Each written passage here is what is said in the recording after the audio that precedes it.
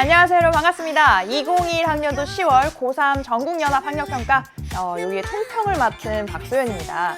그래서 올해의 마지막 모의고사였죠. 그래서 10월 학평의 뚜껑이 열렸는데 원래 이런 얘기가 있었거든요. 10월 학평은 이 수험생들에게 꿈과 희망을 주기 위해 수능 전에 조금 쉽게 내서 여러분들이 자신감을 얻을 수 있게 만든다.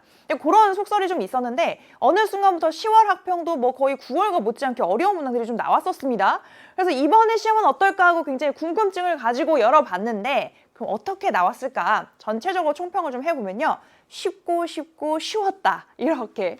선생님도 이제 시험 문제를 받고 이제 시험이 시작한 다음에 이제 풀어봤는데 그러고 보니까 너무 쉽다. 술술 잘 풀린다. 이런 느낌을 받았습니다. 그래서 아마 여러분들도 시간이 부족하거나 그런 느낌은 별로 없었을 것 같고 전체적으로 굉장히 쉬운 개념, 그다음에 쉬운 문항의 형태, 우리가 처음 수능 공부를 시작할 때 그렇게 풀어봤던 그런 어떤 유형의 문항들이 많이 나왔거든요. 그래서 굉장히 쉬웠고 그럼에도 불구하고 쉽다고 해서 다 좋지 않은 문항이라는 얘기는 아닙니다. 그래서 쉽지만 그 안에서 한 번쯤 우리가 지금 이 타이밍에서 짚어봐야 되는 그런 용어라든지 개념 이런 것들이 중간중간 포함이 돼 있었거든요. 선생님이 보기에는 뭐 환경수용력이라는 정의라든지 아니면 감염성 질병, 사실 너무 쉬운 개념인데 지금 우리가 잊고 있을 수도 있는 그런 것들을 한번 짚어줄 수 있는 포인트들이 있었습니다.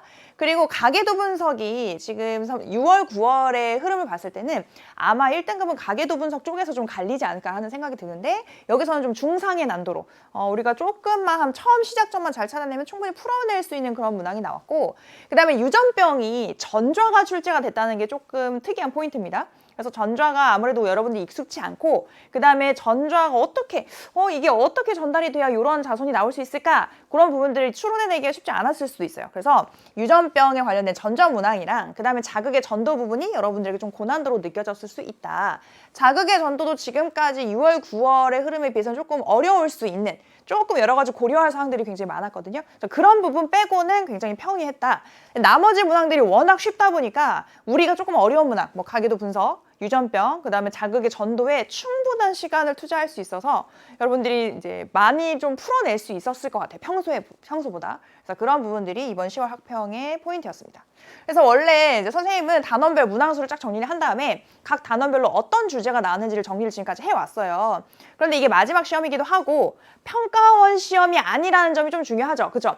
어차피 문제를 출제하는 기관이 다르기 때문에 지금 10월 학평에서 나오는 그런 주제들이 우리가 좀 꼽아봐야 되는 주제들이라고 보기 좀 어려워서 일단은 문항수 정리 크게 하겠습니다. 그래서 1단원이 2문항이 나왔는데 1단원 문항수가 많아졌다는 얘기는 전체적인 난도가 높지 않다는 거를 좀 보여주기도 해요. 그래서 여기에서 좀 한 문항이 줄고 그게 다른 부분에 좀 어려운 문항으로 가면 전체적으로 풀릴 시간이 좀 늘어날 수 있는데 이번에는 1단원에서 생물의 특성과 그 다음에 연역적 탐구 방법이 같이 나오게 되었습니다. 그런 내용. 그 다음에 2단원에서 2문항이 나왔지만 사실상 한 문항은 인슐린과 글루카곤에 대한 어떤 3단원과 통합되어 있는 문항이라고 볼 수 있어요. 그래서 물질 대사라고도 볼 수 있고 아니면 혈당량의 조절이라고도 볼 수 있는 그래서 2단원의 문항수는 한 1.5문항 정도로 생각하시면 될 것 같고 그러면 3단원이 한 7.5문항 정도의 체감이 되겠죠. 이 3단원의 자극의 전도와 관련된 고난도 문항이 있었습니다.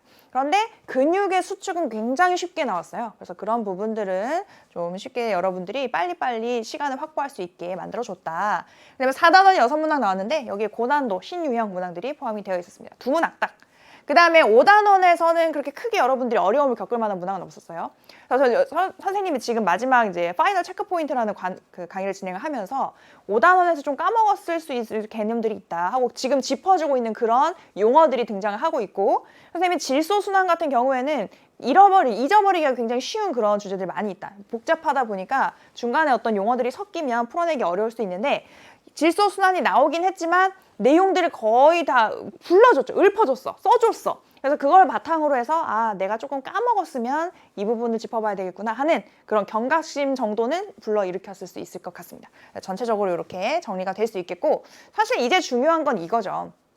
이 10월 학평이 어차피 출제 기관도 다르기 때문에 얘가 어떻게 나왔느냐 얘를 우리가 몇 점을 맞았느냐 보다는 우리가 앞으로 남은 한 달을 어떻게 보낼 것인가 그거를 조금 생각해 볼 수 있게 만드는 시험이었다는 거 그게 중요한 점인데 선생님이 이렇게 좀 정리를 해봤습니다. 일단 첫 번째로는 새로운 것을 시작하지 않기. 이거는 선생님이 말하는 게 정답이라고 볼 수는 없어요. 근데 선생님 생각에 이제 한 달이 남았는데 지금 조급한 마음에 새로운 어떤 교재를 사서 본다. 만약에 지금 여러분들이 지금까지 나태했어. 그래서 수능 특강도 제대로 한 번은 안 풀었는데 연계 교재를 2권 다 봐야 될 것 같으니까 수능 특강도 안 풀어진 상태에서 수능 완성을 지금 산다. 그거는 조금 추천하지 않습니다. 수능 완성 물론 꼭 봐야 되는 교재긴 한데 수능 특강이라도 한번 제대로 보는 게 중요해요, 사실. 그거 한번 보고 나서 그게 됐다 그러면 수능 완성을 보는 거고, 근데 지금 이도 저도 안 되는 새로운 것을 시작하는 거는 지금 좋지 않다. 지금 특히 수능 완성이라는 연계 교재도 지금 시간이 충분하지 않고 앞에 거가 안 돼 있으면 보는 거를 이제 추천하지 않는데, 그 외에 어떤 플러스 알파가 되는 거는 사실상 큰 의미가 없다고 봐야 되겠죠. 그래서 여러분들이 가지고 있는 수능 특강, 수능 완성, 기출문제, 일단 거기에서 하나라도 제대로 되어 있지 않다는 느낌이 든다면 새로운 것보다는 지금 갖고 있는 거를 다시 한번 보는 것을 추천합니다. 자, 그리고 여러분들이 느끼기에 나는 9월 모평이나 10월 학평을 보니까, 10월 학평이 너무 쉬웠으니까 9월 모평을 기준으로 9월 모평을 보니까 대체로 다 거의 다 풀어낼 수 있고, 좀 고난도 문항 몇 개에서 시간이 부족해서 내가 점수를 좀 못 받고 있다. 그렇게 좀 준비가 잘 된 느낌이 있으면 그러면 내 발목을 잡고 있는 그 약점만 골라서 이제 공략을 할 때입니다. 그래서 선생님이 이 새로운 걸 시작하지 말라고 했지만 내가 전체적으로 공부가 다 돼 있어. 뭐 수능 특강도 여러 번 받고 완성도 받고 기출도 여러 번 풀었어. 그러면 그거를 또 보기보다는 그런 친구들은 과감하게 좀 새로운 거를 도전해봐도 괜찮습니다. 이미 많이 돼 있으니까 이제 남은 한 달 동안은.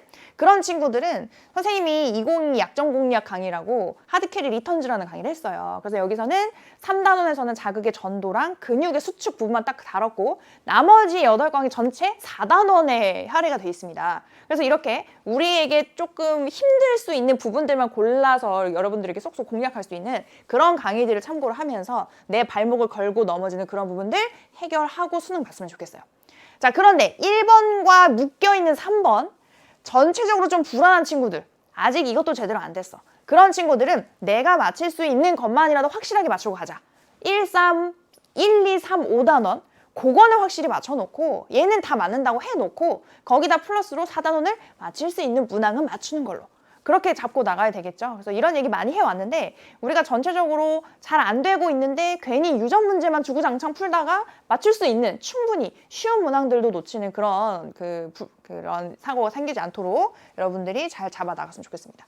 자, 그 다음에 6월, 9월 모평을 기준으로 해서 전략적으로 좀 볼 필요도 있어요. 자, 시간이 얼마 없는데 내가 다 되진 않았어. 그러면 우리가 이렇게 시간이 얼마 안 남았을 때는 보통 시험에 나올 부분들을 중점적으로 보게 되죠. 그렇죠? 우리 학교 시험도 역시 마찬가지고. 그러면 그거의 지표가 될 수 있는 게 6월, 9월 모평입니다. 그래서 그렇게 전략적으로 접근을 해야 되는 경우에는 선생님이 지금 마지막으로 진행하고 있는 2022 파이널 체크 포인트. 그래서 6월, 9월 문제를 일단 보여줘요. 이런 문제가 나왔어. 이 파트에서는. 그럼 지금 이런 흐름이 눈에 보이지? 그러니까 우리가 개념에서는 이런 부분 챙겨야 되고 문제는 이런 거랑 비슷한 이런 문제들, 뭐 수능 완성해서 이런 것들 풀어보면 좋을 것 같아 라고 던져주는 그 강의에서 사실 수능 완성의 문제까지 못 가더라도 우리가 6월, 9월의 문제를 그냥 쫙 한눈에 한번 정리해보는 것만으로도 감을 잡을 수 있거든요. 그것만으로도 의미가 있는 강의이기 때문에 그래서 이런 강좌들도 좀 활용해봤으면 좋겠습니다. 자, 마지막으로 5번 불안을 극복하고 남은 시간 엉덩이 싸움을 한번 해보자. 자, 지금 사실 쉽지 않아요. 여러분들한테 스트레스 받지 마세요 한다고 해서 스트레스 안 받는 거 아니죠. 불안해하지 마세요 한다고 해서 되는 건 아니에요, 사실은. 근데 이게 한 달 정도 남았을 때 내가 좀 덜 한 거가 눈에 보이고 시간이 없다 보니까 뭐부터 해야 될지 모르겠고 우왕좌왕하기가 쉽습니다. 이 한 달 정도를 좀 평온하게 마음을 먹으세요. 이미 내가 할 수 있는 부분은 많이 했어. 나는 이제 남은 시간 동안 차근차근 불안하지 않게 내가 이제 다져나가는 과정이다 이렇게 생각을 하시고 이제는 내가 한 달 동안 사실상 바꿀 수 있는 건 크지 않다. 그럼 내가 해왔던 거에 내가 열심히 했으면 열심히 한 만큼 결과가 나오는 거고 열심히 하지 않았으면 사실상 심판을 받긴 받아야 되죠. 근데 그 심판을 받을 때 뭐 대박이 나야겠다 이렇게 요행을 기대하는 것보다는 내가 한 만큼 그만큼이라도 좀 실력 발휘하고 맞출 수 있는 거를 실수로 틀리지 말자. 이런 마음가짐으로 조금 이제 다잡을 필요가 있어요. 안정되게. 이렇게 다 잡고 그 다음에 여러분들이 수능을 딱 보고 나서 채점을 하는 순간 굉장히 아쉬울 겁니다. 아, 내가 그래도 한 달 남았을 때라도 조금 더 앉아서 한 글자라도 좀 더 보면서 부족한 부분을 채웠다면 이 문제는 맞출 수 있었을 텐데 분명 그런 게 보일 거거든요. 그러니까 그 뒤에 가서 채점하면서 그걸 느끼지 마시고 지금이라도 한 달 정도 여러분이 앉아있을 수 있는 시간보다 1시간 정도 더 앉아서 마무리를 하세요. 여러분들 마음에 아쉬움이 남지 않도록. 그게 중요한 겁니다. 아쉬움이 남지 않게 본인 자신에게 미안하지 않게 그렇게 해서 남은 한 달 잘 준비해서 수능에서는 그래도 내가 실력적으로 자신이 있든 없든 마음은 좀 안정되고 평온하게 가지고 실력을 이제 발휘할 수 있었으면 좋겠습니다. 이렇게 해서 이번 10월 학병에 대한 총평과 앞으로 여러분들이 어떤 마음가짐을 가졌으면 좋겠는지에 대한 선생님의 어떤 여러 가지 조언들을 해봤는데, 일단 중요한 건 우리 이번 시험에서 나왔던 부분들, 개념들 짚어 나가는 거겠죠? 그래서 선생님은 바로 해설 강의로 만나도록 하겠습니다.